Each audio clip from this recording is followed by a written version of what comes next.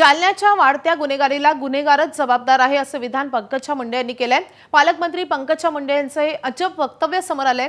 जालन्याच्या वाढत्या गुन्हेगारीला गुन्हेगारच जबाबदार असल्याचं अजब वक्तव्य त्यांनी केलेलं आहे। पंकजा मुंडे या जालन्याच्या पालकमंत्री आहेत। एकीकडे जालन्यामध्ये 2 दिवसाला खून होत असून गुन्हेगारीच्या घटनांमध्ये सातत्याने वाढ होते।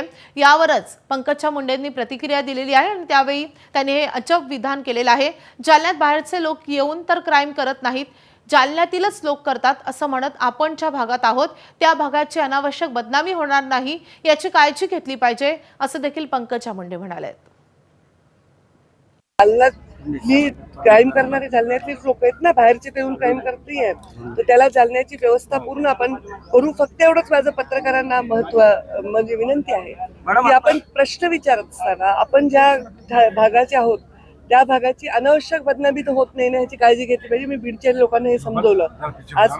ते म्हणजे केवळ प्रश्न विचारणं आणि काहीतरी सनसनी करणं हा विषय नाहीये। आता जालन्यामध्ये जर काही गुन्हेगारी होत असेल तर ह्याचे जबाबदार कोण आहे? तर गुन्हेगारच जबाबदार आहेत। कोण जबाबदार आहे?